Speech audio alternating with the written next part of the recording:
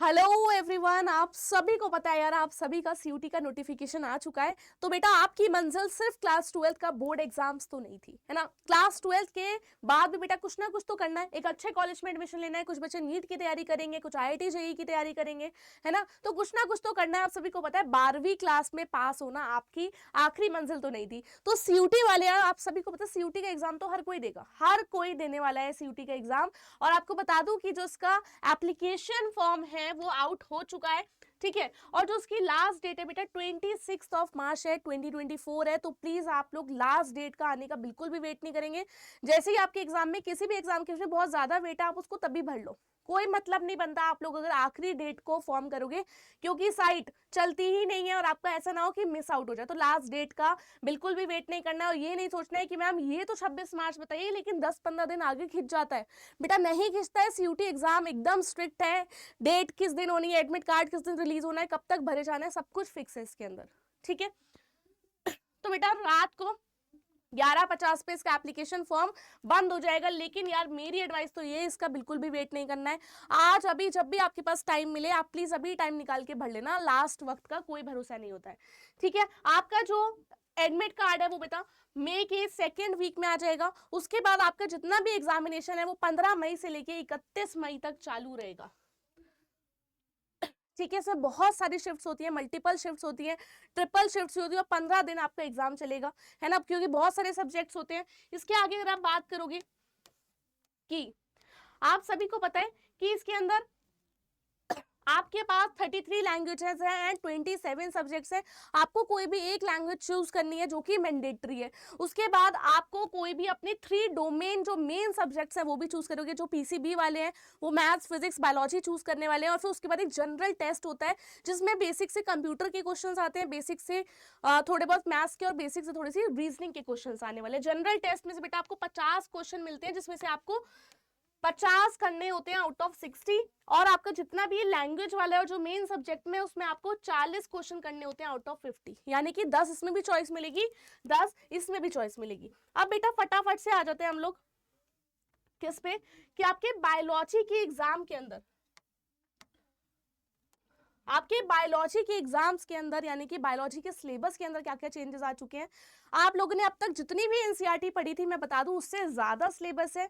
और अब बेटा देखो कंपटीशन हाई हो रहा है, ऐसा नहीं कि कंपटीशन कम हो रहा है, कंपटीशन बेटा बढ़ता ही जा रहा है।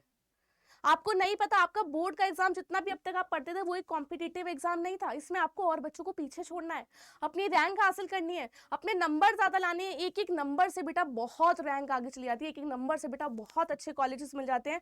इस टेस्ट के थ्रू बेटा सारे आईआईटी को छोड़ के और जितने भी मेडिकल कॉलेजेस हैं उनको छोड़ के सभी के अंदर एडमिशन इसी के थ्रू होता है। आप प्राइवेट यूनिवर्सिटीज एक्सक्लूड कर दो, लेकिन जितने भी गवर्नमेंट कॉलेजेस हैं सारी, जैसे कि डीयू हो गया, बीएचयू हो गया, उन सभी का एडमिशन बेटा सीयूटी के थ्रू ही होता है। अब परसेंटेज वाला गेम खत्म हो चुका है। पहले 12 की परसेंटेजेस पे एडमिशन हो जाते थे, अब नहीं होता यार। अब तो वही है कि जिसको आता है वो एडमिशन लो, जिसको नहीं आता वो नहीं लो। क्योंकि अब सरकार ये चाहती है, क्योंकि बच्चे को जो इतना भी पढ़ा है उसकी एप्लीकेशन तो आनी चाहिए।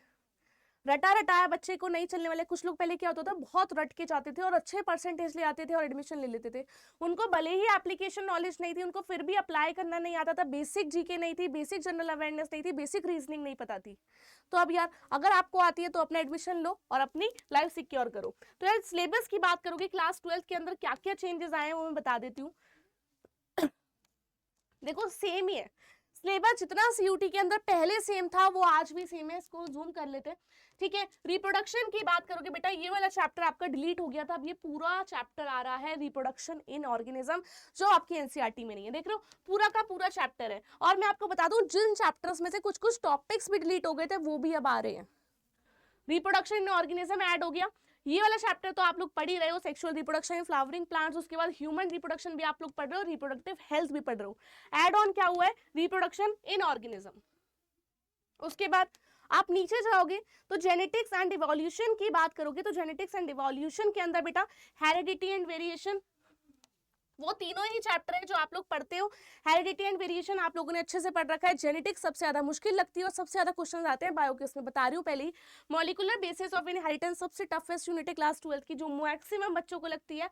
एंड इवोल्यूशन, इसके अंदर कोई चेंज नहीं है, तीनों यूनिट एज इट इज है। उसके बाद नीचे चलोगे बायोलॉजी एंड ह्यूमन वेलफेयर के अंदर, इसके अंदर बेटा कौन सा चैप्टर ऐड हुआ है, इसके अंदर ऐड हुआ है biology, microbes in human welfare. ये चैप्टर नहीं था अभी तक आपके एनसीईआरटी के अंदर, अब बेटा सीयूटी के अंदर आ रहा है। ठीक है, सीयूटी के अंदर आ रहा है माइक्रोब्स इन ह्यूमन वेलफेयर वाला चैप्टर। उसके बाद और नीचे चलोगे तो ये सेम है, बायोटेक्नोलॉजी एंड एप्लीकेशन का इसके अंदर दोनों चैप्टर आ रहे हैं। एप्लीकेशन एंड प्रिंसिपल्स दोनों के दोनों चैप्टर आ रहे हैं। फिर इकोलॉजी एनवायरनमेंट का बेटा बहुत ज्यादा मैक्सिमम क्वेश्चन बेटा इकोलॉजी एनवायरनमेंट के आते हैं, पहले ही बता रही हूँ। इसमें वाला चैप्टर एड ऑन हो चुका है, एनवायरमेंटल इश्यूज, जो अभी तक आपकी एनसीईआरटी में नहीं था।